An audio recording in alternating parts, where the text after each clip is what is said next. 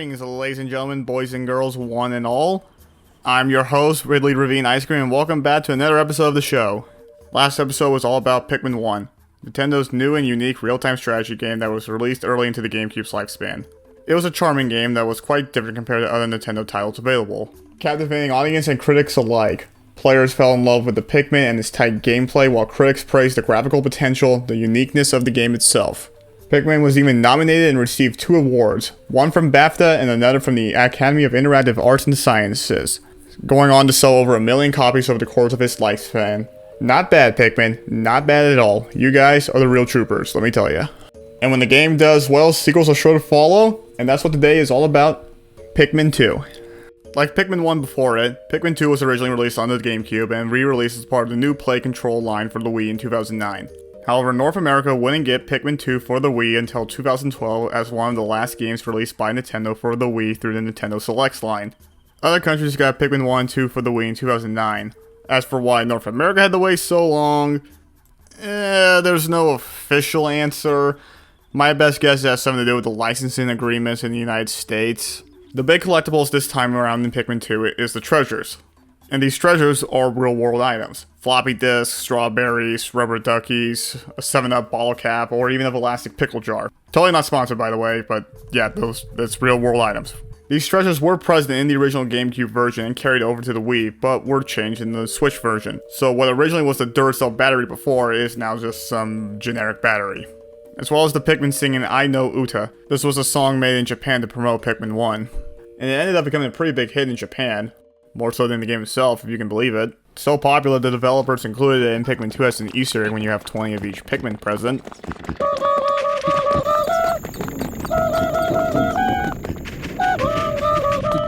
Speaking of Easter eggs, Tokata's song was also removed in the Wii and Switch versions. Kazumi Totaka is one of the composers for Pikmin 2's soundtrack. As is Totaka tradition, he brings Totaka's song with him over in Pikmin 2. This is a song that Totaka hides in almost every game he works on, where the game plays a different song if you meet certain conditions, usually by hanging around on a certain screen long enough. And in Pikmin 2, you can find it by staying on the clear cave screen long enough, or by playing the game without a memory card and staying on the save screen for a duration. I don't know the exact reason why Totaka's song was removed, but it is a Nintendo song after all, but as far as I know Uda and the product brands are concerned, these were most likely removed due to licensing issues and contracts expiring. The removal doesn't bother me too much because the treasures are still identifiable as treasures even without the branding, and I can still tell that a bottle cap is a bottle cap without a 7-Up logo. And as far as gameplay is concerned, it's virtually the same across the different systems. Pikmin 2 introduced a lot of quality of life improvements that later versions of Pikmin 1 included. The ability to switch Pikmin while holding them is the big one. The main difference between the different versions were controls based on the console. Wii Remote Pointer functionality for the Wii and gyro controls for the Switch. If you like the Wii Remote controls in Pikmin 1 for the Wii, you'll like them here in Pikmin 2. They're just as much of a big help here in Pikmin 2 as they were for Pikmin 1 on the Wii version. Some rough spots have also been fixed. I recall in the GameCube version, if somehow a treasure fell off a cliff, you couldn't get it back without resetting or coming back to the area. And now if an item falls off a cliff, it will reappear letting you safely retrieve it. Then of course, you have HD support and resolution improvements for future re-releases. The HD cleanup is as good as Pikmin 1's HD cleanup. And like Pikmin 1 before, you can get the Switch version of Pikmin 2 digitally for about $30. Or you can get the 1 plus 2 bundle for both, which is a little bit more expensive.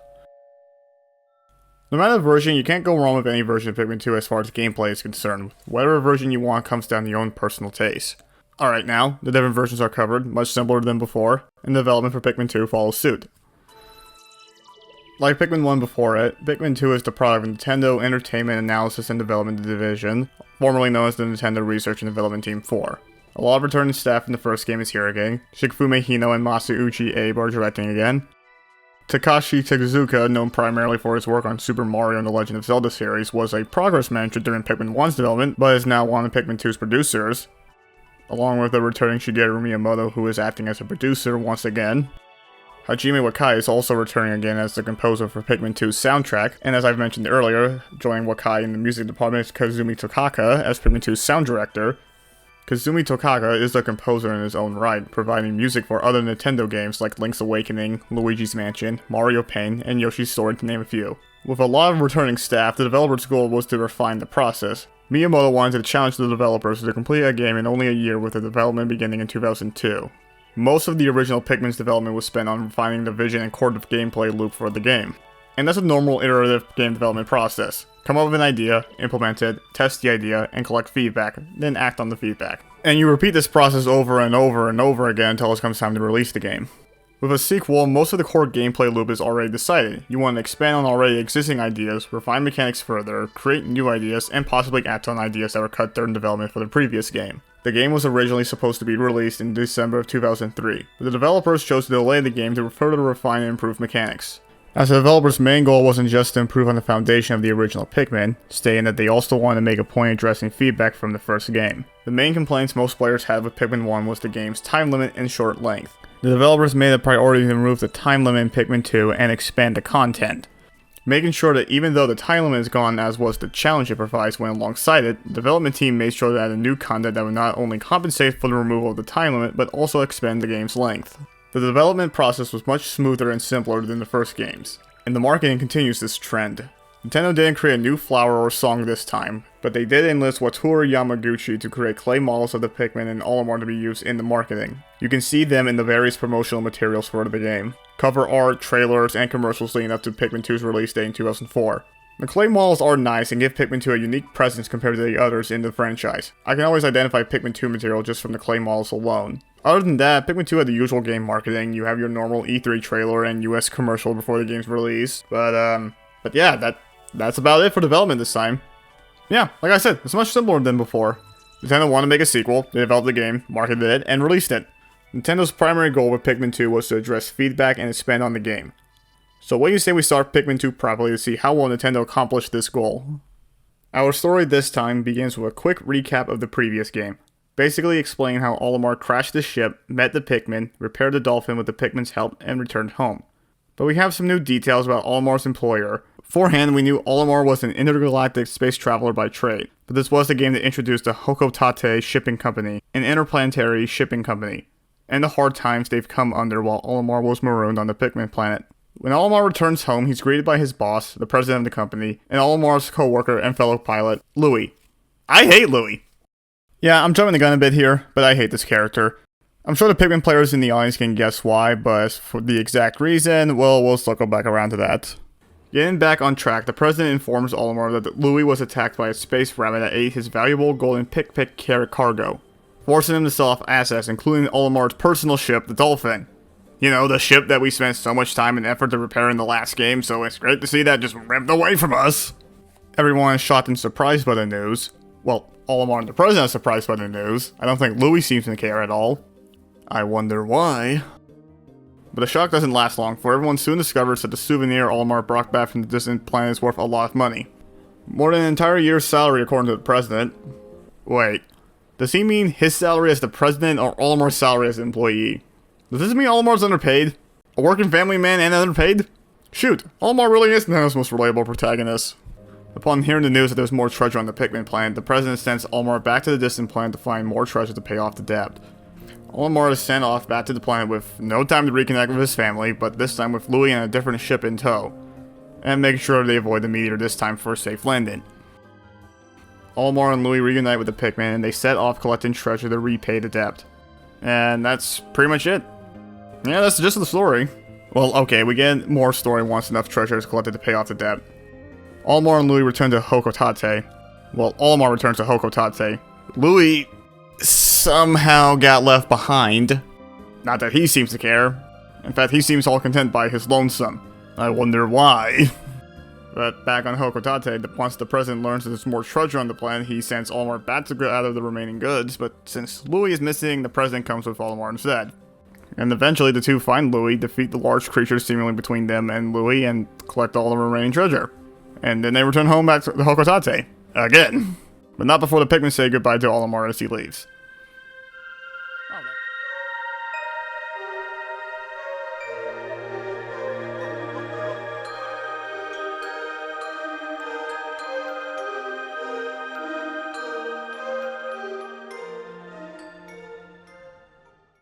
Oh, that's nice.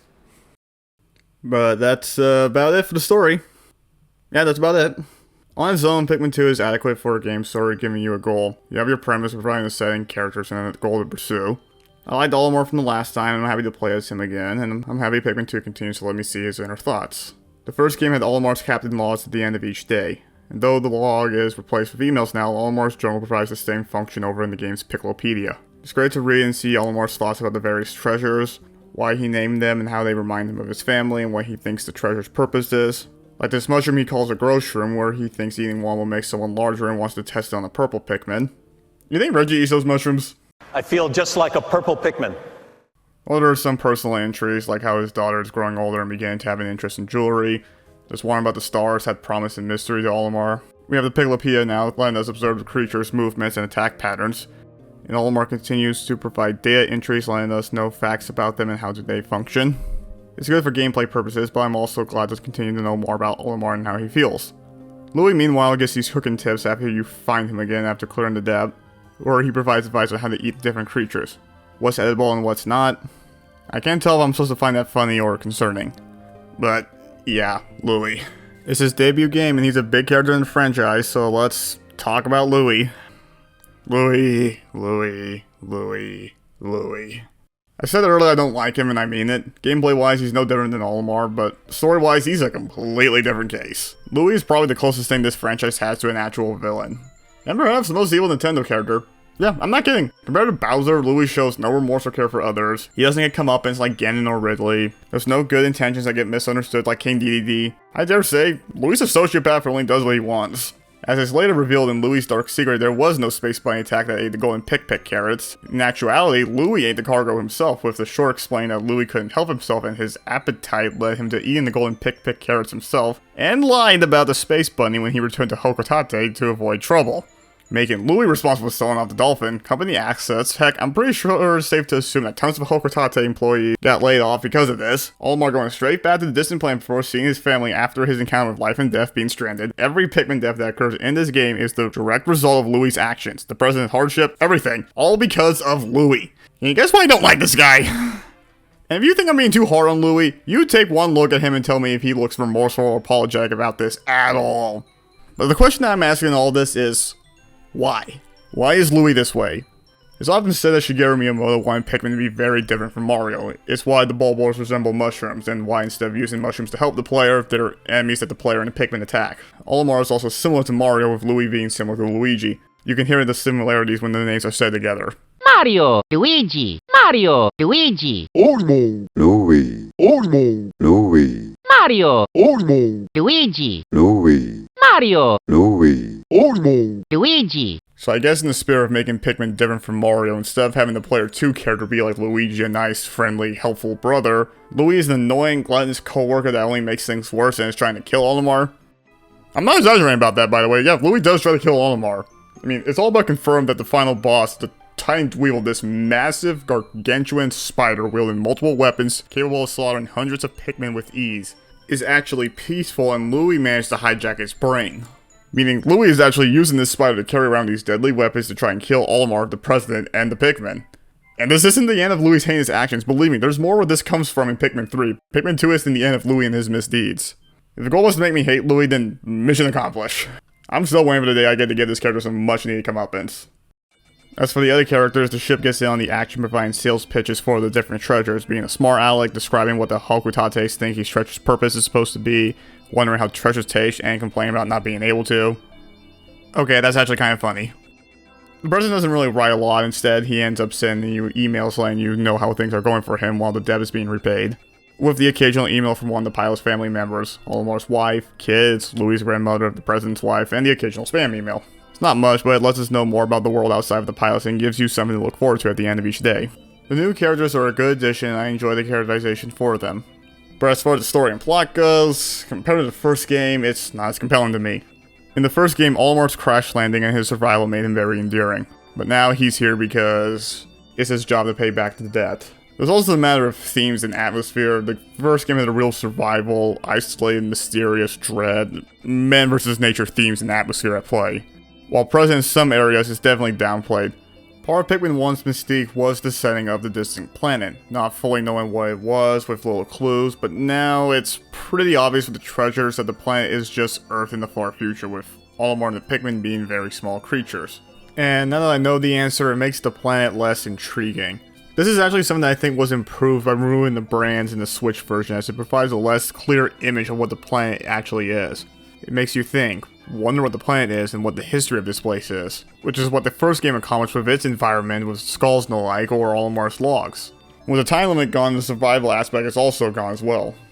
And that was part of what made Olimar endearing in the first game, is we had this time limit that put us in sync with Olimar and made us sympathize with him. We only had the Pikmin for company last time, and with the ship, Louie in contact with the president this time around, things aren't so lonely or dire for Olimar. Instead, it's much more jovial than before. The music is more upbeat than in Pikmin 1, and instead of discovering and surviving the unknown, it feels more akin to completing the job. Olimar's already been to the planet before, so things aren't as alien and unknown as before. This makes sense. The visit feeling more like obligation than anything does also fit as well. I wouldn't say Pikmin 2's storytelling elements are bad per se, but I would say I prefer the first game's story and dramatic elements over Pikmin 2's. I just don't find using the Pikmin to gather treasure to repay a debt fulfilling a motivation to play the game. No, what motivates me to play Pikmin 2 is the gameplay itself. Pikmin 2's gameplay is a continuation from Pikmin 1. Everything Olimar and the Pikmin did before and they're able to do again. Louie is the new pilot accompanying Olimar, acting as a second captain. Though once Louie goes missing, he'll be replaced with the president. There's no difference between the pilots mechanically speaking, they all function the same. The only real difference is whistle sounds. Louie has a train whistle while the president has a car horn, and Olimar's whistle is the same as the first games. With a second person by your side, it allows things to speed up. Plucking Pikmin goes much faster with a second person around. In Pikmin 1, the plucking speed of Olimar by himself never bothered me, but I can see how it can bother some, and now having Louie around speeds it up. Multitasking is also much easier now, since you can now divide tasks between the two. So say while Louie plucks Pikmin, Olimar goes off and recovers a treasure. There's also new challenges now with the two leaders. Spread throughout the world are these platforms that lower and raise based on weight. So you'll need to utilize Olimar, Louie, and the Pikmin between the two in order to traverse the areas. If you were hoping for two-player co-op in the main game, sadly there isn't any.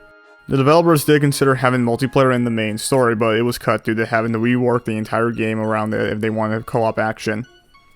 I understand as a designer that would cause problems with scope and focus of the game, but as a player it's disappointing that I can't grow Pikmin and gather treasures with a friend in spite of having another pilot present. But hey, we do have two-player action available in the Return Challenge mode, and there is a two-player versus mode available as well. We'll cover those modes later, so stay tuned, dear viewers. The other new change in Pikmin 2 are the two new colors of Pikmin, white and purple. White Pikmin are small, fast, immune to poison, and thus most capable of removing poison obstacles. They're a good new addition. Adding poison gives another new obstacle and enemy possibilities, with the faster movement speeds providing new options for carrying items back and gives new options in combat encounters. Contrasting them on the large and in-charge purple Pikmin, these guys pack the strength of 10 Pikmin when carrying, stun enemies when they land, and dish out damage greater than the other colors at the cost of moving slower. The slower speed of the purple Pikmin creates a good dilemma by having you consider utilizing their extra strength at the cost of a slower carry speed or when moving across the overworld. There's also these two new berries you can bring back to the ship. Collecting enough of the red ones will grant you the ultra spicy spray. This powers up the Pikmin, granting them extra speed and damage. This rocks and lets me use a small group of Pikmin to accomplish tasks that previously needed a bigger group. Combat, breaking walls, building bridges, and provides another dilemma of making me having to consider if I should use the spray in the counter or save it for later. The purple berries meanwhile grant you the ultra bitter spray. This one freezes enemy in stone and lets you wail away at them. It's a bit rarer than the ultra spicy spray, but it's just as good if not better. If you're about to lose a bunch of Pikmin, the bitter spray provides a chance to save them. See, if the enemy's in the middle of being a group of Pikmin, they'll be frozen by the spray and letting you kill them and save the group of Pikmin. It is possible to do this without the spray, and you could save Pikmin before if they were being chewed up in Pikmin 1, but it's much easier now to pull off in Pikmin 2 both normally and with the bitter spray. The whole game is just much more responsive now, and so are the Pikmin. Fighting enemies is easier than it was before, so it's much easier to get Pikmin to dodge attacks. The glitches with the hitbox have been fixed, so now there's no problem having Pikmin swarm enemies. They don't lose their flowers so easily when shaken off by enemies now. Slipping off edges occurs much less frequently than before. The pathing is much more efficient. The number above the corpses change color to make it clear which onion the Pikmin are carrying the corpse back to. Tripping hardly ever occurs if not outright removed, thank God. The same goes for the nectar. It's much easier now to have multiple Pikmin drink from the nectar and become flower Pikmin. When it comes to commanding the titular creatures, it just feels better than before. The day-night cycle returns and you still have to take refuge in the air from nocturnal predators at night, but now there's no limit of 30 days. There's no time limit period, take as long as you want. Even if the president sends you tons of mail detailing his life on the run from debt collectors, it'll be fine. I'm sure a successful businessman like him knows how to stay one step ahead of the law. So spend a day scouting, collecting berries, growing Pikmin, take your time understanding and figuring out a puzzle, play the game at a pace you're comfortable with, all while listening to the calming soundtrack. Speaking of, Pikmin 2's soundtrack is great, continuing the pleasant and easygoing music as before, but with a new twist. It forgoes the melancholy of the first game in favor of an adapted soundtrack. The music changes to fit your current situation, whether it be fighting enemies, time of day, recovering treasure, working to remove obstacles, and even which pilot you're playing as. Do you want a different version of the perplexing Pool's music? Switch over to Louie and you get a different version of the tunes to see how things sound in his head. Hajime Wakai and Kazumi Tokata did a good job creating marvelous melodies that fit alongside the first game's music while also being dynamic and more varied to keep them from being repetitive. And on the topic of repetitiveness, remember in the Pikmin 1 adventure when I mentioned the over-reliance on the garden look in Pikmin 1 got a little repetitive at times? I'm happy to say the overworlds are more varied with distinct seasonal visuals to match. Winter for Valley Repose, Spring for Awakening Woods, Summer for Perplexing Pool, and finally Fall for the Wistful Wilds. With more varied overworlds, each area feels much different from one another visually and you can more easily identify which area you're in, while still fitting the nature theme and aesthetic from the first game. The graphics as a whole have been improved from the first game. The game has a much richer and brighter color palette than before. Almor and the other captains have more detail in their models, the creatures are more diverse, coming in different shapes, sizes, and colors. If Pikmin 1 was a demonstration of the GameCube's graphical potential, Pikmin 2 is a showcase of harnessing that graphical potential. The individual Pikmin look sharper than last time and we can see the evolution of the Mario 128 technology used to make them operate independently, as it's much easier to spot the individual Pikmin movements now. Red, blue, and yellow Pikmin return and using their ability to navigate the world and find treasures is just as gratifying as finding dolphin parts in the first game, and everything I've described thus far is a genuine improvement over the first game. And I mean that. I genuinely believe the adjustments made here are genuine improvements over the first game and the developers have done a great job addressing complaints from the first game. There's a lot of charm in Pikmin 2 that gives it personality. Every time you boot the game up, you see different variants on the Nintendo logo, where all different groups of Pikmin jump up on the logo, or tons of them all jump around at once, only to be swatted away by a single purple Pikmin. The title screen has different variants reflecting each of the game's 4 areas, complete with different creatures populating the build-up to the reveal of the title. There's even Easter eggs on the title screen, with 2 being able to be controlled and played with. But let's take a moment to recap those complaints. The main problems people had in Pikmin 1 was the time limit, the Pikmin AI, and the game length. The time limit is removed and you can take as long as you want, just be mindful of the time of day and make sure you round up all your Pikmin before then. The Pikmin are more responsive, they don't trip, don't lose flowers so easily, just overall an improvement. All that's left is length. So how is the game longer now? We have a new multiplayer versus mode and the return challenge mode, but the length was concerned in the main game. And 10,000 is a lot of money to earn back and there's not enough treasure in the overworld to pay back the debt. So, where is all the treasure, you may ask? Well, that's where the new gameplay section of Pikmin 2 comes in. The caves. Scattered across the overworld, these large dirt mounds you can find leading underground to a series of caves. These caves act as dungeons being broken up into multiple sub-levels with enemies to fight, obstacles and other hazards to encounter, a boss fight at the bottom floor of the cave, and most importantly, they house multitudes of treasure throughout them to recover. And you'll be repeating this process as you dive deeper by exploring and looking for another dirt mound to jump through. Rinse and repeat until you find geysers to exit or reach the bottom floor. If things are going bad, you can leave earlier with the ship, but you'll leave behind any treasure you collected while in the cave. Same thing happens if your Pikmin die while in a cave. Caves are also where we can get the new purple and white Pikmin. They don't have an onion like the red, blue, or yellow Pikmin. The purple and whites reside inside the ship. If you want any more of them, you're going to have to use the ivory and violet candy pop buds. At the cost of losing a Pikmin of a previous color, the candy pop buds only convert existing Pikmin to a new color, so be mindful what Pikmin you're throwing in. Okay, so that doesn't sound so bad. Explore the caves, deal with enemies, watch out for obstacles, fight a boss, get more purple and white Pikmin, claim treasure, and just be careful to keep your Pikmin from dying. Doesn't sound too different from the above ground gameplay. Well, to keep things from getting repetitive, the developers threw in some curveballs. The first of these coming in the form of roguelike elements, where the cave floors are randomly generated. How random, you may ask? It varies based on the floor. Some floors are set and will always be the same every time, like a boss room or a safe floor where you can take a moment to calm down and it'll be safe. Others may have a set outline or a set piece, but different placements for enemies, treasures, and objects within the floor. For example, Shower Room 5 will always have this drained structure and a treasure to retrieve from it, but the floor's layout, location of treasures, enemies, and placement of the drain within the floor will be different each time. While another sub-level like say Frontier Cavern 3 can be completely random with different level geometry, enemy placements, treasure locations, and other objects placed within the floor every time you enter. And you'll notice since you can save before every floor, reload the save if things are going too bad and see the changes each time you load the save. I have mixed thoughts on this system. On one hand, I can see how it creates replayability and prevents 2 playthroughs from being identical. You'll never know what you'll encounter in these caves thanks to the randomly generated layouts. But on the other hand, it can lead to frustration with some bad luck and generated floor layouts thanks to the enemy placements. Like how about getting an enemy spawn right by you when you start? That's fun. Or how about a layout with a bunch of enemies crammed together with no way to divide and conquer for an easy approach? But hey, if you do get a bad layout and don't want to reset, by all means, take your time. For whatever reason, time doesn't pass while you're underground. Yeah, somehow the space-time continuum comes to a halt while underground. Don't take my word for it, Nintendo said it themselves in an interview. Apparently, these caves have strong geomagnetic fields underground that stop time across the planet while you're underground. Wait, what are geomagnetic fields exactly? Okay, let's see here, okay. Okay, according to Google, it seems to refer to the magnetic field that surrounds the Earth and has to do with rotation. Oh, so the geomagnetic fields must stop the planet from rotating in order to freeze time. Wait, so somehow the entire planet undergoes a sudden geomagnetic shift while you're underground, meaning the entire geomagnetic force field of the planet shifts and stops the entire planet from rotating.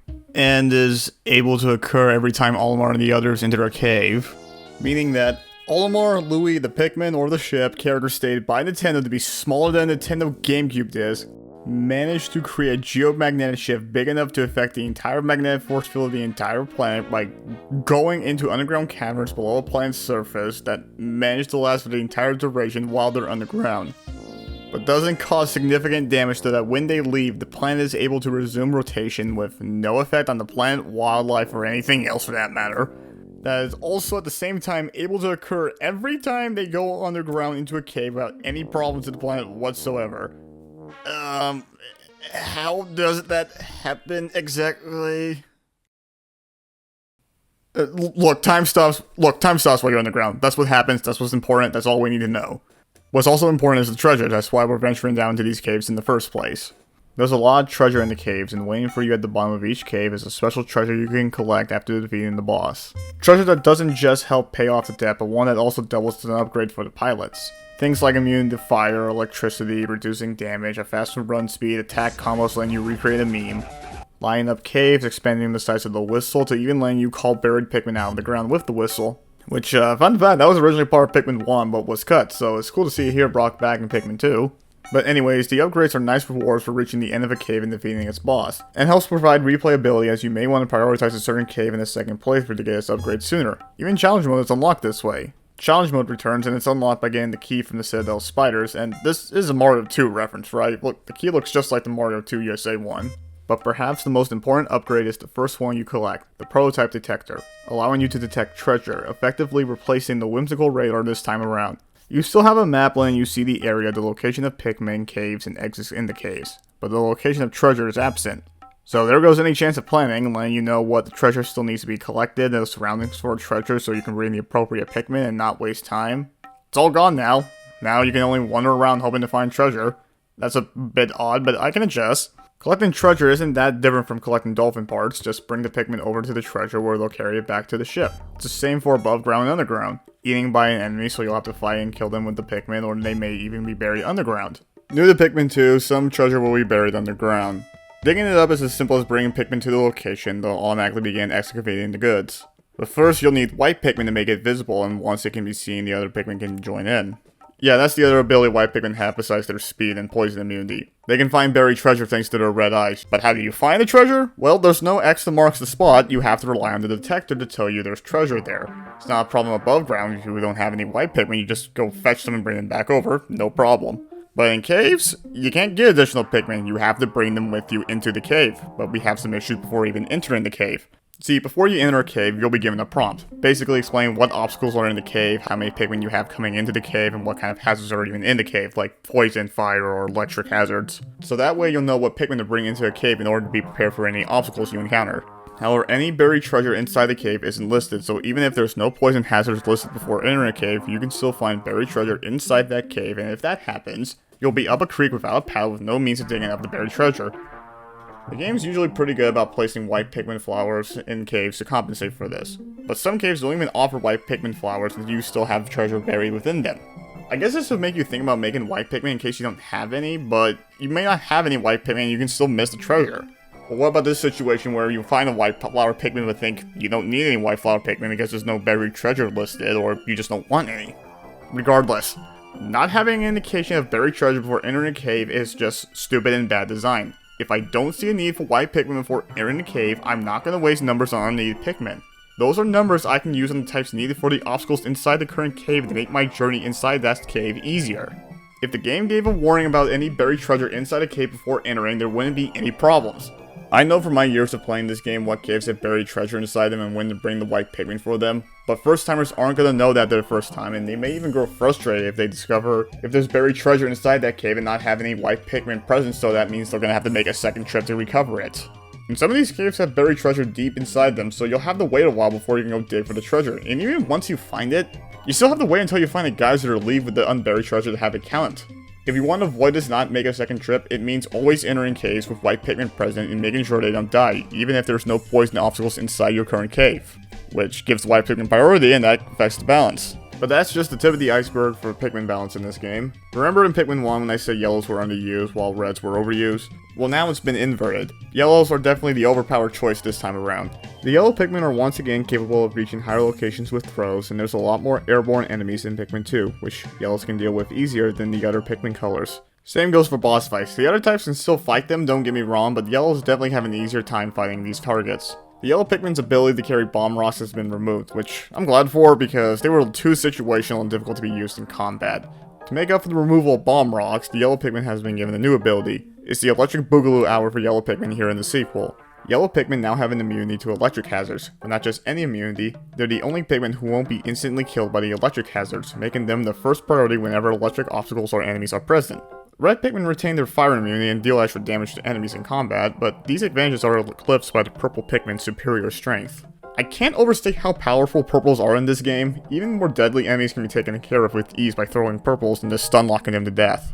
The purple Pikmin not only dish out more damage than reds, but they also have a stun attack when landing. And did I also mention that they can hone in on enemies, letting you correct bad throws on enemies beneath them?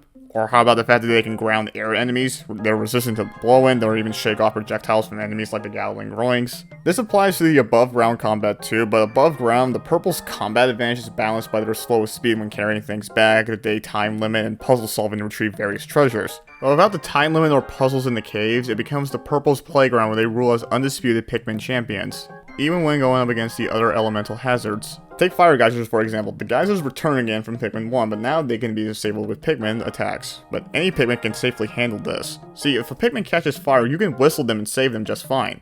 So the red Pikmin's fire immunity doesn't really mean a whole lot, since we can easily save any burning Pikmin and just attack when the fire isn't coming up from the geysers. Not even against fire enemies, purple and their stun attacks can deal with blowhots adequately, and then against the fiery bull blacks, purples can still inflict damage by landing on them, making reds next to worthless and pretty much become the go-to option for converting purple and white Pikmin. I'm sorry, red Pikmin, I know you're a trooper, it's not your fault, I want to like you guys more and use you more, but the purple Pikmin just get the job done better. It's not your fault, I'm just trying to be more efficient, it's not you, it's me. Maybe next game things will be better in Pikmin 3.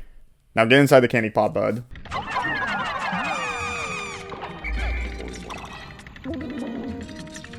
As for the others, blue Pikmin are used about the same as they were in Pikmin 1. There's plenty of moments above ground and underground where you need to use blue Pikmin to navigate water. There's enemies inside the water, there's a new variants of the Dweevil and blowhots that are water based. And the blue Pikmin even get an entire cave to themselves, so they're used pretty often, I say.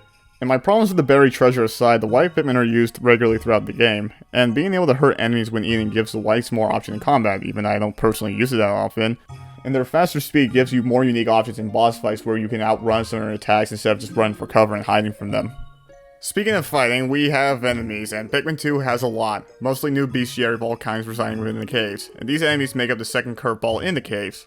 You have returning enemies from Pikmin 1 like the sheer grubs, but you have new variants of bulborbs like the orange bulborb that wakes up early when you approach it, or new flying enemies like the jelly floats.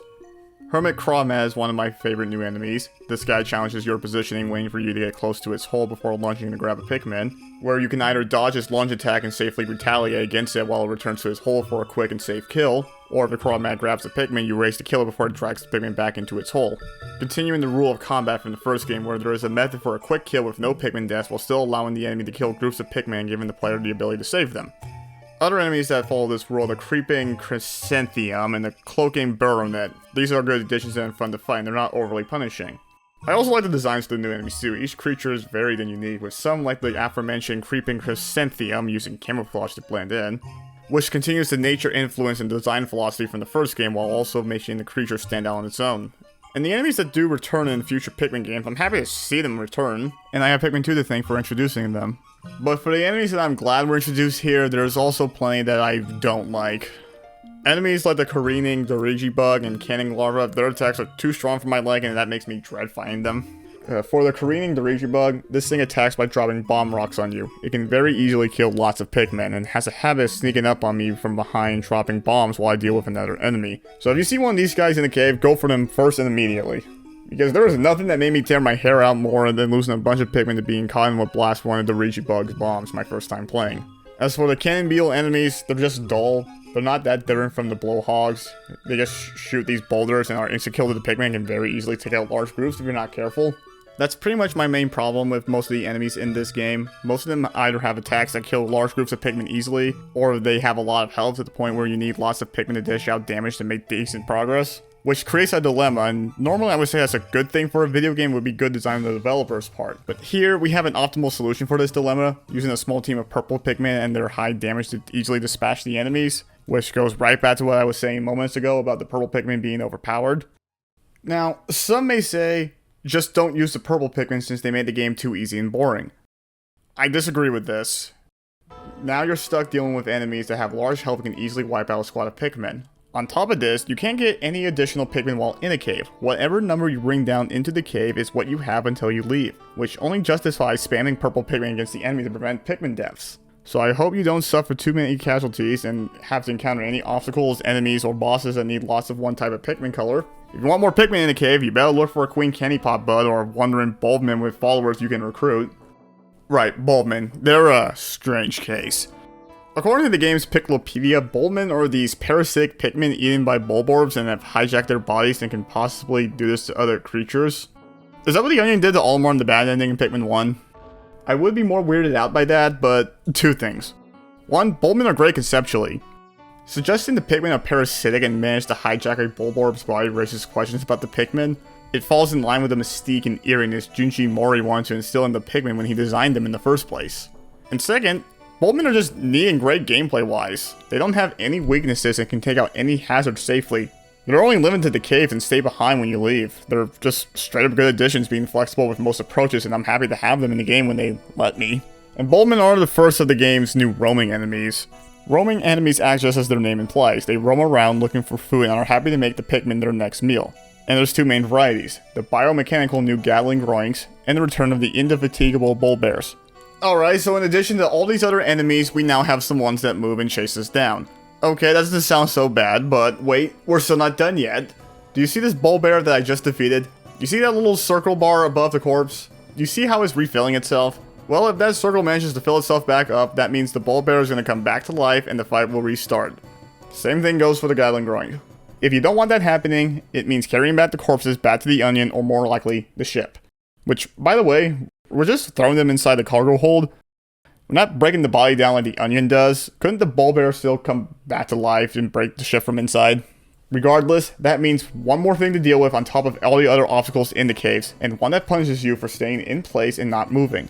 Okay, so between all the different enemies that can kill large groups of Pikmin, the roaming enemies, and little ways to replenish your Pikmin numbers, I'm guessing the developers want us to be moving regularly, constantly fighting enemies, and constantly on the lookout to provide a sense of urgency to replicate the time management from the first game. Alright, I can manage. With the new Pikmin at our side, Bulbmin, upgrades, 2 pilots, 2 sprays, I say we're playing capable. I can handle anything the game throws at me. In fact, let me be struck by a flying Bulbear.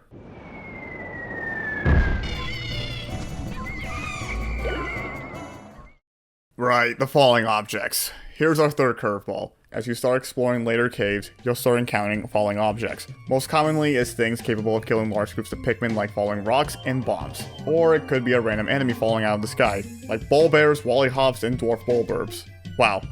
That's certainly a big obstacle to drop on the player, with insta-kill versions no less. Surely there must be a warning, like something that triggers it on the ground, like a tile you step on to trigger the falling object, but no. There is no warning besides a falling sound and a drop shadow.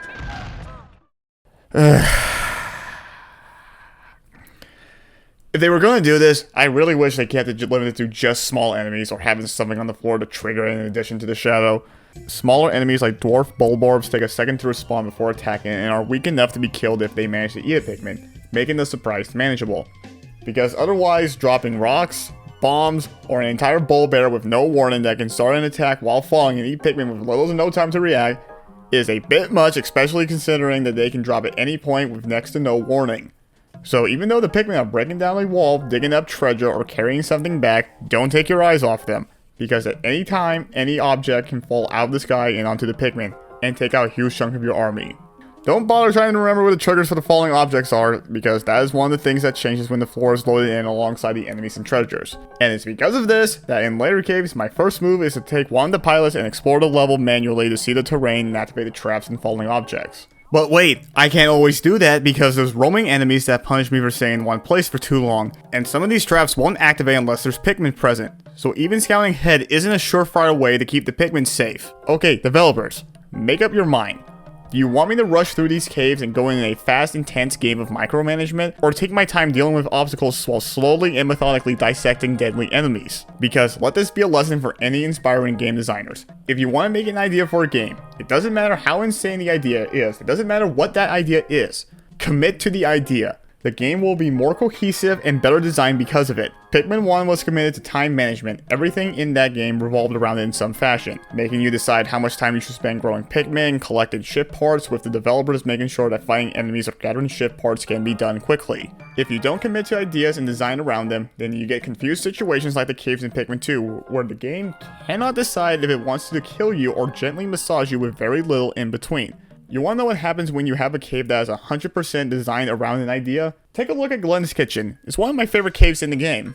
For starters, this is one of the few caves to make use of the playroom aesthetic, already making it stand out. As what starts as your usual cave gameplay becomes very different with the introduction of the bread bugs. I already enjoyed this creature in Pikmin 1, so I'm on board for its return in Pikmin 2.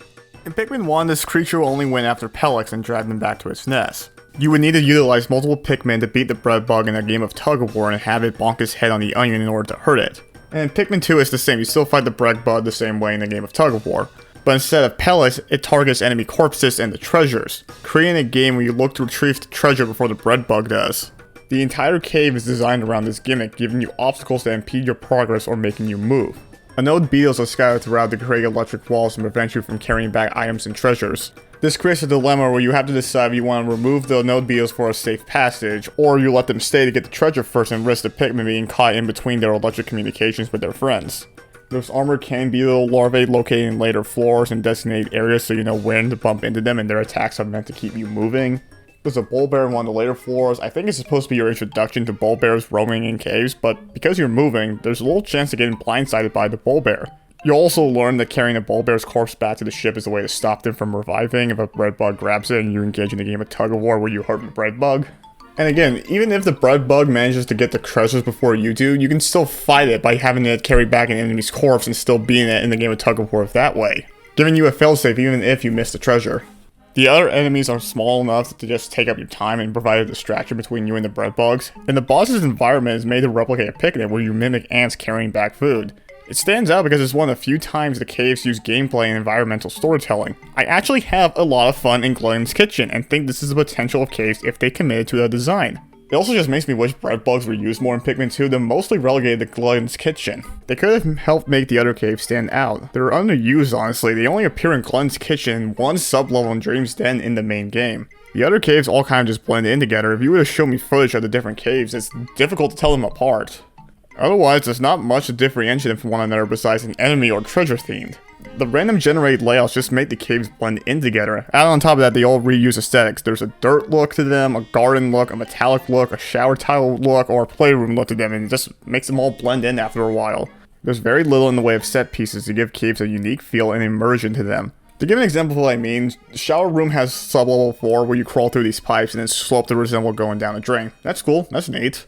Or in Staggered Hole, there's this wooden house structure, and when you go down the hole into sub-level 2, it looks like you just jumped out of a birdhouse. That stuff's neat, but it's the exception rather than the norm. There's only one other cave that stands out to me besides Glenn's Kitchen, and that's the infamous submerged castle. Because just like Glenn's Kitchen, it's the only other cave that commits to a design. Despite how much flack and criticism Pikmin players throw at the submerged castle, it is also heavily praised, with many picking it as the best cave in the game, myself included. It also happens to be the only cave with a story to match its gameplay. You explore the perplexing pool as you normally do, but you find this cave in the far corner is completely underwater, only accessible to blue Pikmin. Despite warnings that the cave contains hazards, you muster the courage and dive in only with the blue Pikmin. You work around the blue Pikmin's limitations, baiting a fiery Bulblax into the water where its flaming high is extinguished. Doesn't seem so bad at first, and you even find groups of Bulbmin to compensate for the missing Pikmin types. But then, it appears. The watery wraith, the cave's boss. The ship frantically gives off warnings, unable to identify this creature that exists between nature and another reality. This wraith exists as an unexplainable hybrid between two different things, just like the Minotaur from Greek mythology. And you best run away, for the wraith is invincible. The Pikmin cannot grab it, it cannot stop it, it cannot be bargained with, it can't be reasoned with, it doesn't feel pity or remorse or fear, and it absolutely will not stop ever until you are dead. You have no choice but to run, as the creature chases you down, steamrolling over anything in its way. Other enemies are crushed helplessly under its steamroller-like wheels. It creates a real dilemma for you to think about finding enemies, collecting the remaining treasure, or fleeing and escaping to the next sub-level. You can stay and try and collect the remaining treasures on the floor, hiding from the water wraith and dodging it. But ultimately, you have no choice but to go deeper into the labyrinth that is the submerged castle for safety. And so, you go down into the next floor, safe for now, but the creature will reappear if you take too long starting the chase over again. Now, you have a time limit, and time management returns with an invisible timer. You repeat this process for multiple floors, collecting treasure, hoping you don't encounter the water wraith, and running from it in tight corridors if it does appear. Until you eventually reach the final floor, the proverbial heart of the labyrinth, where you confront the monstrosity with purple Pikmin at your side, and use the purple Pikmin to scare the creature to take form, finally able to hurt the wraith. The wraith no longer seems scary in the open arena, letting you sidestep it easily and attack it. You destroy its wheels, and without them, the water wraith can no longer hurt you, and it flees, running out of the arena desperately trying to escape you and the Pikmin. The hunter has become the hunted as you turn the tables on the wraith and chase it down. A perfect ending after the misery the water wraith has put you through throughout the cave. That is excellent! That is what these caves needed. They needed to commit to an idea and design around the idea. It would make the cave stand out more and gives each one a unique presence, something that makes them memorable, anything. Because otherwise, the only unique things about the caves are the boss fights. Some of them are good, some are bad. I enjoyed the Burrowing Snagrid, BD Longlegs, and Emperor Bulblax boss fights in Pikmin 1, so I'm happy to see them here again in the sequel. New boss fights like the Giant Breadbug, the Palated Snagrid, and Water Wraith are good new additions here in Pikmin 2. I really like the Breadbugs as a concept and an enemy, so just give me a giant one that's just a stronger version and I'm on board. And I just explained why I like the Water Wraith, so I won't repeat myself.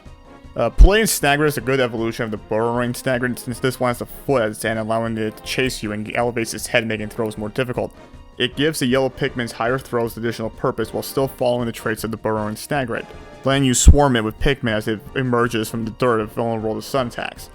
I also like the segmented Crobbuster. It's one of the few bosses that prioritize movement, since it rolls at you and drops falling rocks around itself when it hits a wall. Flower Pikmin and other fast-moving Pikmin are a necessity, and it's one of the few bosses you can't easily kill with purple Pikmin. Pretty good boss fights. Man at Legs, I want to like this one for the same reason as the segmented Crobbuster, but its gunfire and throws are inconsistent for me. Yeah, this thing has a gun, and it's been a question of what it's like to guard with a shotgun. Anyways, Man at Legs attacks with a gun, firing projectiles at you. Either run to cover and wait for it to stop, or you try and outrun them. Problem is, the gunshots are a little inconsistent for me. Either the shots follow me and the Pikmin correctly, or just straight up kill loads of Pikmin in the process. I'm also not able to get the Pikmin to hit it consistently. His body should be low enough for any Pikmin to hit it when it stops moving, but I don't know. I have to get on the elevated ground to be able to hit with non-yellow Pikmin. I don't know if my throws are just bad here or I have to use the yellow Pikmin to reach its body on purpose. I didn't have a problem reaching its body with non-yellow Pikmin in the Wii and GameCube version, so maybe it's just me. Either way, I didn't like this fight too much. It's too annoying and too deadly to be fun.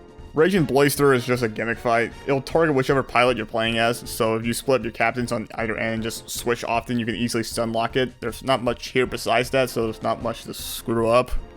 Raging Longlegs is fine. It's just beating Longlegs again, but with bigger feet. Sounds harder, but with a bigger body comes a bigger target and an easier target to hit. Since it's bigger and lower to the ground, that makes it easier to hit. Plus, as it stomps around and gets tired, letting you throw it Pikmin at it with ease.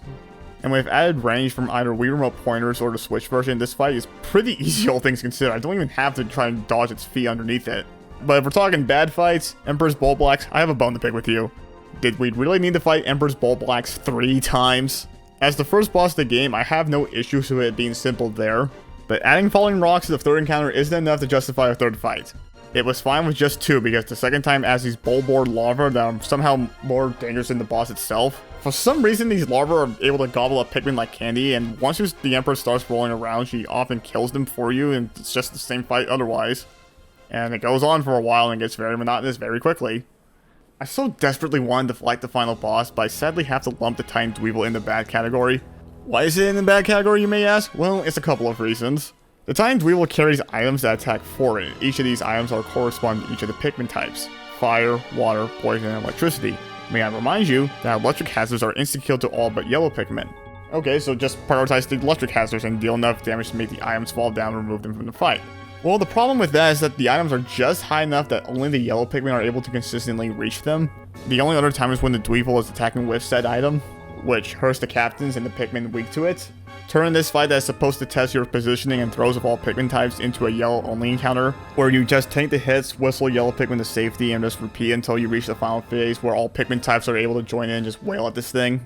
Add that to the list of reasons why yellow Pikmin are overpowered in this game. And things don't improve much once you've cleared the depth and gain access to the Wistful Wild. Unlike the Valley of Repose, Perplexing Pool, and Awakening Wood, the Wistful Wild is optional, only becoming available after you clear the depth and technically enter the post-game. The area and its caves are optional, but this isn't something like, say, finding every collectible in a JRPG for a bonus cave or a slightly different ending. This is an entire extra area with unique caves and bosses to fight. It's more content of the main game you've been playing this entire time. For you youngins in the audience, imagine if, but for a moment, clearing the debt is the main game and the Wistful Wild is DLC, added afterwards for players who wanted extra content. And as is a common occurrence for DLC, it feels like it was designed by different people than the base game, because I have some concerns about the difficulty in design, like, holy cow, what happened here? First off, the overworld. It's just the impact site and the final trial from Pikmin 1 smushed together and reused. And this was true for the other overworlds in Pikmin 2, they're just the same worlds from Pikmin 1 reused again, with the exception of Valley Repose, it's the only original one. Awakening Wood is the Forest of Hope, Perplexing Pool is the Distant Spring, with the Wistful Wild being a combination of the impact site and final trial. If you know where to look, you can see the reused level geometry between the areas. And Olimar's journal even confirms this, that the areas are reused. I don't know how the planet changed exactly in the time it took from Olimar to go all the way back to Hogotate and then come back, but whatever. Now, a sequel reusing levels from the previous game isn't anything new. Plenty of other games have done it before, and I don't have any issue with it as long as the areas are different enough. And the Awakening Wood and Perplexing Pool are different enough that it wasn't much of an issue, so I didn't bring it up prior. But with the Wistful Wild, I have problems with the level design. Both the impact site and the final trial was smaller compared to the other areas in Pikmin 1, and there's a lot of enemies in the Wistful Wild that makes it a bit cramped and uncomfortable when dealing with them. The enemies here above ground are some of the more deadly ones you would find in caves, like Gallon Groin, Orange Bulbors placed right by each other, and Hermit Crawmat in a really tight area. If Titan Cramp level design with some difficult enemies was the only problem in the Wistful Wild, I could live with it, but the caves here are something else. Cavern of Chaos certainly lives up to its name. A smorgasbord of enemies, tons of falling rocks, there's this one floor where you have to fight multiple Emperor Bulblaxes, which may or may not be in water, so I hope you have enough blue Pikmin for that floor. And just a lot of tight areas making enemy encounters and dealing with obstacles really uncomfortable. Hall of Heroes is a boss rush. Yeah, a boss rush. It's just as much fun as it sounds, complete with environments that make the rematches harder than previous encounters. Like fighting a pillated Snagrid and a burrowing Snagrid together isn't enough, let's make the fight take place on top of a sinkhole just to make throws that much harder. Or how about Mana Legs again, but with water surrounding, so now it's a blue Pikmin only fight. And when you're not dealing with bosses, you got some really hard and difficult floors. Like how about this flooded stump room? Has some great music, one of my favorites in the game, but how about we put enemies right near the base with little time for the players to react when you start the level? There's a third Empress Bulblax fight here, and I know I already complained about this, but if the game is going to make me fight this thing multiple times, I'm going to complain about it multiple times. By the time I get to the Dream Den, I'm just ready for the game to end and just deal with the final cave on autopilot, just dealing with whatever the game throws at me, and the Dream Den is more tedious and hard. There's another flooded stump level here, and it's just as much fun as the one of Hall of Heroes, a bunch of blowhogs blowing Pikmin around with careening Dirigi bugs throwing bombs, or the fun slog that is sub-level 4 with an overabundance of cannon beetles near edges. Perfect for throwing Pikmin off that forced me to take it slow and methodically in order to get through it safely. There's all the other issues and difficulty spikes from the other caves, like roaming enemies and an overabundance of traps and other hazards. I won't repeat myself in the boss fights for these caves, but I don't think it's worth putting up with all this nonsense just for a couple of cool boss fights. But the cherry on top of this sundae that is the Wistful Wild is the Doomsday Apparatus. Oh almighty, the Doomsday Apparatus. Okay, so right outside the base is this dumbbell weight, just like any treasure waiting for you to retrieve it. Sounds simple, but this dumbbell is very heavy and needs 1,000 lifting strength from the Pikmin, meaning we need 100 purple Pikmin. May I remind you, the only way to get additional purple Pikmin is in the caves. And there are not enough Violet Candy Pot bugs to get purple Pikmin just naturally, meaning even if you manage to clear every cave and don't lose any purple Pikmin, you can't retrieve the Doomsday Apparatus without grinding additional purple Pikmin. A process that requires you to backtrack through an already completed cave. Most people recommend either you go through the subterranean complex or Bold Black Skin to get the additional purples. But either way, this means dodging enemies, avoiding hazards, watching the same cutscenes, and progressing through an already completed cave just to grind additional purple Pikmin, and then progress through the cave to find an exit, all to get one treasure, after already clearing the depth. Take my advice, if you see a purple Pikmin die, even if it's just one, reset immediately. It will save you loads of time and frustration grinding for this bother of a treasure. I only lost one purple Pikmin in the playthrough I did for this video, and I still had to make 2 treks to the subterranean complex to get over 100 purple Pikmin. And that was with resets, mind you. Without resets, it's going to be a much longer grind with more repeat visits in these caves. If the average player is anything like me my first time playing this game all those years ago, they're probably going to have around maybe 40 purple Pikmin by this point, which probably means, if my math's correct, at least 4 revisits to the subterranean complex if you want the Doomsday Apparatus. The Doomsday Apparatus is worth a lot of money. It's 1/3 of the debt right there, but by this point, the debt is already cleared. So the only thing you're getting is satisfaction in completing the treasure hoard. So what do you have to gain from this? Is it really worth it? Did I also mention you can't do anything while the Pikmin are carrying it back, and it takes about half a day? So I hope you don't mind standing around doing nothing while the purple Pikmin slowly carry this thing back. And already took care of the Gallon Grunt that roams the Wistful Wilds before you start retrieving the Doomsday Apparatus, and has no problem coming into the base and attacking you while you're retrieving the treasure. Okay, I'm sure you've noticed by now, if you can't already. I have some issues with Pikmin 2, mainly with the caves.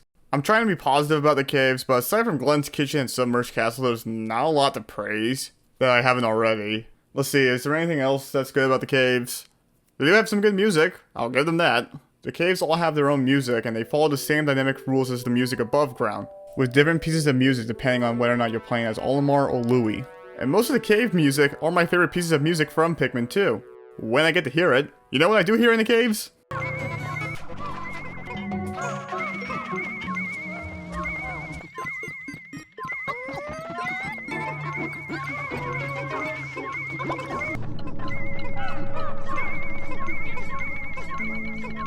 Add that to the list of reasons why I don't like these caves. I wouldn't turn the sound effects down, but then I would be blindsided by the falling rocks. And I really do hate to bemoan the caves, but I really do think these drag down Pikmin 2. I can try my best to ignore them and appreciate the aspects of the game I do like, but with how much of the game they take up and overlap into other sections with treasures like the Doomsday Apparatus, you really can't ignore them. For the reasons I've listed, the majority of the caves blend in with little to stand out with their random generated looks, lack of set pieces, overabundance of traps and insta-kill hazards, enemies that make you want to spam purple Pikmin, makes the caves either too dull or too hard very quickly. It starts out fine. Emergence Cave, Hole of Beasts, White Flower Garden are fine introductions to the cave mechanics, and the caves thereafter, like the Citadel Spiders, are fine extensions that don't ask too much in terms of difficulty. But once you start getting into caves like Snagger's Hole, Bold Black's Kingdom, Subterranean Complex, Shower Room, and beyond, we start having issues. The caves start getting longer, the sublevels get tighter with smaller areas and more enemies to fight, mini-bosses, falling rocks, bomb rocks, and other traps become a regular occurrence. Most of the game is spent inside these caves. Of the 201 treasures Pikmin 2 has, only 26 of those treasures are collected above ground, with the gameplay and mechanics I enjoy. The remaining 175 treasure lies underground in the caves with the gameplay and mechanics I dislike. With only 2 caves that I fully enjoy, 4 I'm indifferent to, and dislike the others, this means at best, I only enjoy 6 of the 14 caves. At worst, I only enjoy 2 of the 14 caves that Pikmin 2 offers. The focus on the caves creates a different experience than that in Pikmin 1, and the question I have to ask is, why? Why is this so different from Pikmin 1? And after thinking it over, this is a conclusion I have reached. The gameplay for a lot of strategy games falls into one of 2 categories. First, there is the unit building, which involves the strategy and how to build an army and what to prioritize. In Pikmin's case, this is growing Pikmin, deciding which Pikmin color gets what resource, or something like how many flower Pikmin you should have. The second is commanding the army in battle, and there is the strategy of micromanagement, what units to use against others, when to use their abilities, the placement, hit and run strategy, scouting, retreating, and other tactics. You know, Pikmin's combat system, essentially. Pikmin 1 definitely leaned more into the army building with the time management and needing a large number of Pikmin to retrieve dolphin parts. Pikmin 2 with the caves and a large number of enemies to fight within leans more into the commanding the army aspect of battle. The developers have even confirmed this to be the case, as they consider Pikmin 2 to be more about type management than time management. In theory, this does make sense. Commanding armies in a strategy game is where most of the action is and needs a lot of focus in designing, with a number of strategy games such as StarCraft 2 even trying to speed up the building process to get to the commanding the army and battling part as quickly as possible. But I would also argue that you need those base building sections to provide a calm space. It allows variety in the gameplay and gives players a chance to catch their breath. Because without it, it turns a strategy game into an action game. A non-stop action game that can be very difficult and borderline an endurance test. Pikmin 2 is definitely the hardest out of the Pikmin games I've played. I still haven't gotten around to Pikmin 4 yet, if you can believe it. But if you thought Pikmin 1 was hard, you may want to stay away from Pikmin 2. It is much harder. And I don't know if it's just the way I play, but most of my Pikmin 2 playthroughs over the years has been back-to-back cave completion. I don't usually lose a lot of Pikmin, and if I do lose a lot of Pikmin, I reset. And because I don't lose a lot of Pikmin, I just go over and complete another cave, since I don't need to take time to build back my Pikmin numbers. I'm sure some of you may say, don't reset. But there's always a chance of a bad random generated floor screwing you over, and your first time playing, you're not going to know what's waiting for you in these caves. You're not going to know how to properly deal with enemies and bosses, when to use your sprays, or how many Pikmin you should have for each encounter. So odds are, the average player isn't going to want to lose too many Pikmin either. And may I also remind you of the Doomsday apparatus and its tedious grind. I can imagine that without a time limit, the average player is expected to explore at their leisure, spending a lot of time growing their Pikmin numbers until they're ready. Then, head back into another cave where they progress as far as they can and leave if things get too difficult. I'm actually curious, do any of you guys watching play Pikmin 2 the same way as me? Or do you guys just progress as far as you can in the cave, collect any treasure you can, suffer the casualties, and then just spend the rest of the time growing additional Pikmin? Then try again once you're ready? Seriously, let me know down in the comments below how you guys play Pikmin. I'm actually very curious.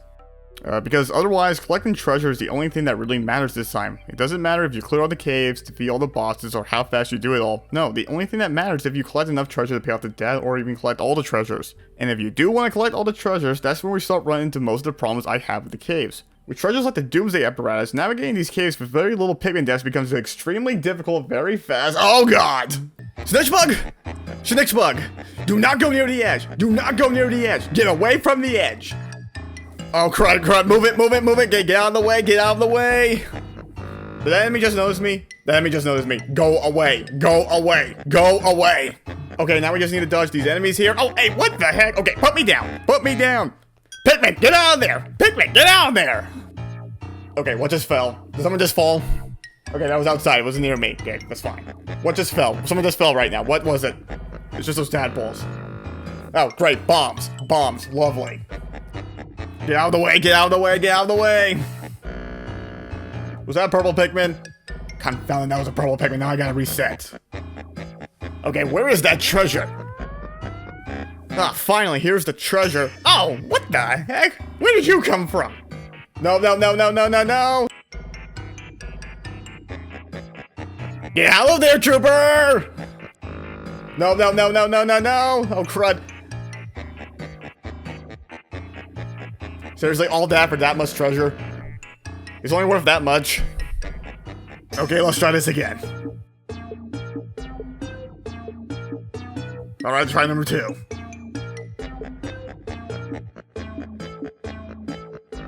Okay, third time. Third time's the charm.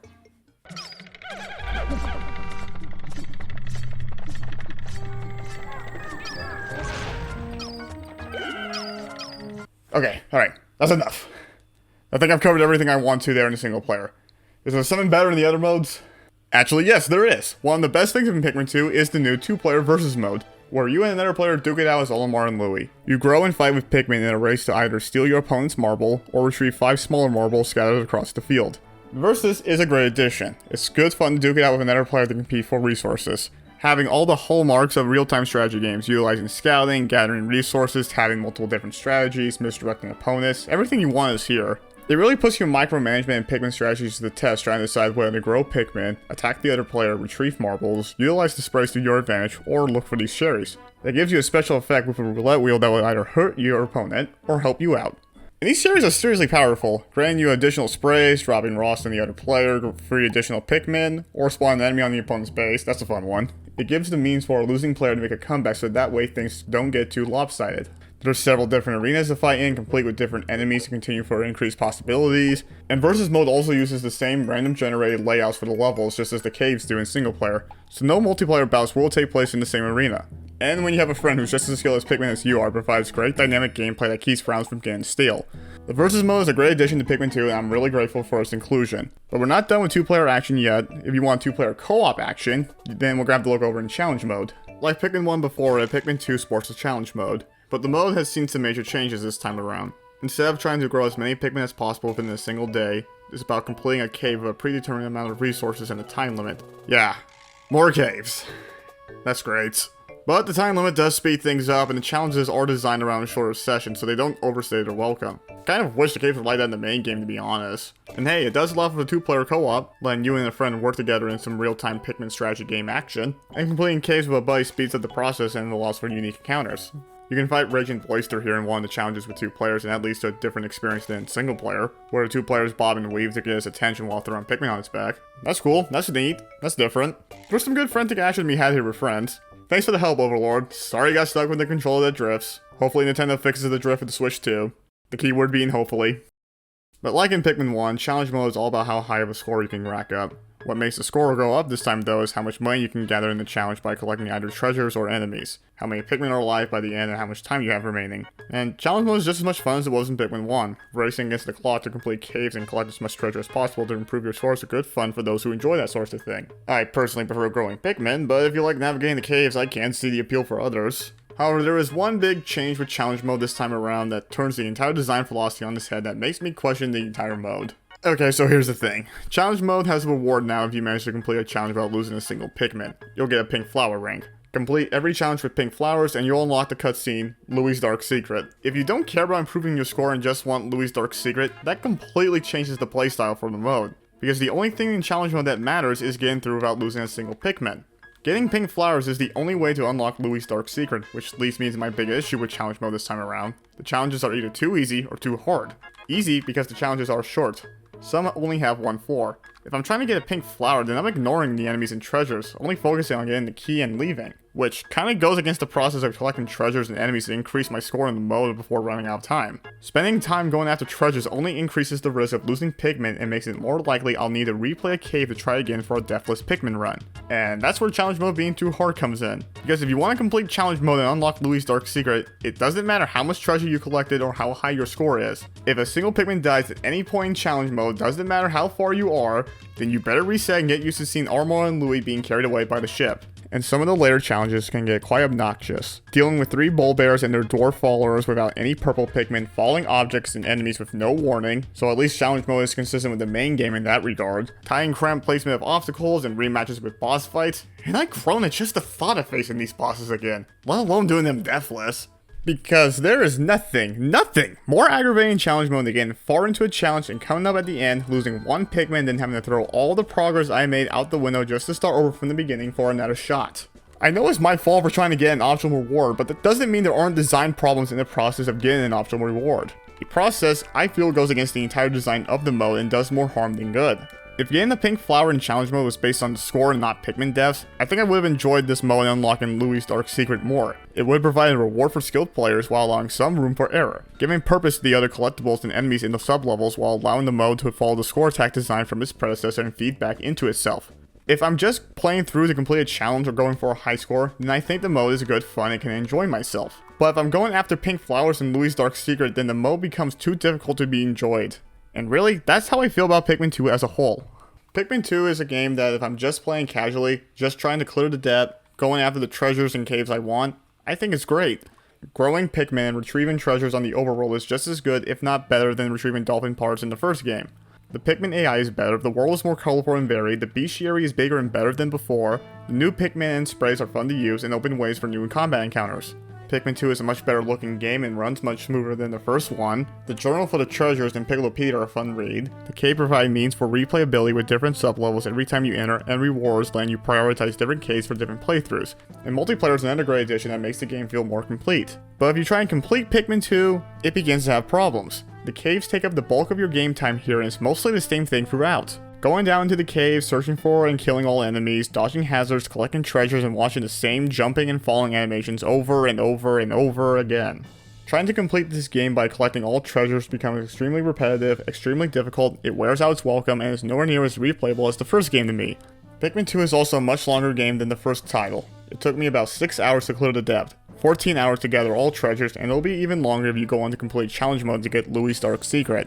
It's a lot of work, and you don't have a lot to show for it besides 2 cutscenes and some fun journal entries that I can very easily go online and look up.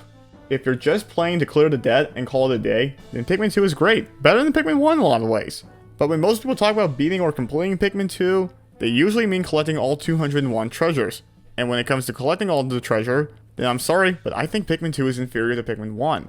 I was having good fun playing and recording footage of Pikmin 2 before I cleared the debt. There was enough gameplay above ground to satisfy me, and the caves weren't too obnoxious yet and hadn't worn out their welcome. But the closer I got to completing the game and collecting all the treasures, there was less of the above ground gameplay, more of the caves, and more of their problems. And that's what's so frustrating to me. I want to like Pikmin 2 more. It expands on the mechanics and corrects issues from the first game. There were multiple times after I cleared the depth I was ready to move on, but I wanted to gather all the treasures so I can consider every angle this game has to offer, and do my best to give it a fair and honest review. But I ended up walking away worse for it. It bothers me that I can't enjoy the majority of this game. I can say I enjoy the majority of Pikmin 1's gameplay offerings and will happily go back to play it again. I've played Pikmin 2 plenty of times over the years, but the more I play this game, the more I don't want to keep coming back to it. And that's what's so frustrating to me. There is charm here. There are genuine improvements over the first game. There is a concerted effort by the developers to make a better Pikmin game here. I see that, I feel it, and I recognize it. But this approach is not for me. Would I recommend this game to others? To hardcore and highly skilled Pikmin players who haven't played Pikmin 2 yet? Yes. To people who like Pikmin's combat or difficult games of micromanagement? Yes. But to the average Joe looking to get into this series? No. Pikmin 1 or the demos of the other Pikmin games on the Nintendo eShop are better starting points to get into this series. Or how about the type of player who enjoys the time and resource management of the first game? You may be put off by Pikmin 2's emphasis on combat here. If you do decide to play Pikmin 2, my advice would be clear the depth and then afterwards, decide if you had enough of Pikmin 2 and are ready to move on. Or if you want to keep playing to finish gathering all the remaining treasures. As for myself, I think I would rather play any of the other mainline Pikmin games before coming back again to Pikmin 2. You guys have a game you want to like, you see other people play it, you see them like it and have fun with it. You see the appeal, you think you would like it, but when rubber meets the road, when you finally get your hands on the controller, when you finally get to play it, it doesn't click with you for one reason or another. And that's where Pikmin 2 falls for me. I've never been able to pinpoint exactly why this game doesn't click well with me as well as the other games in the franchise. It's a game that can't make up its mind about what it wants to do, and I think it's lesser off for it. The best games are committed to whatever they want to do, and Pikmin 2 can't decide what kind of game it wants to be. I like to think that's the answer, but there's so much about this game I'm conflicted on. From the caves to the purple Pikmin boss fights, the enemies, there's just about everything else. I'm not too surprised that I'm so divided on Pikmin 2. This is a game that's quite divisive amongst Pikmin fans. Fans of Pikmin 2 see it as the best game in this franchise and really enjoy the challenge it poses. While contractors raise similar issues to the ones I've raised in this video and would also say Pikmin 2 is their least favorite. I don't mean to take anything away from Pikmin 2 fans, I wish I enjoyed this game more. If you like Pikmin 2 more than me, then more power to you. I'm just merely explaining why Pikmin 2 isn't my favorite Pikmin game and what I think are flaws in its design. We're all Pikmin fans and want what's best for this franchise and see it continue on and grow. It's why there's been a debate for years if Pikmin 2 or Pikmin 1 style of gameplay is superior. With this debate going on for so long, it's reached the point where even the developers have commented on it and since tried to accommodate both types of players in future Pikmin games. But how well the developers accomplish that is for future Pikmin adventures. I think I've gone on enough. I think it's best I stop before I get confused and start contradicting myself. But before I go, I want to thank you all for taking the time out of your day to watch this adventure. Let me know what you think about the video, if there was anything you liked. Subscribe if you did. Let me know if there was anything you disliked and why down in the comments below. Or what you just think about Pikmin 2 in general. Any and all feedback is helpful and greatly appreciated so I can continue to improve my videos for you guys to enjoy. I want to thank you all for being a wonderful audience, and until we meet again, I shall bid you adieu.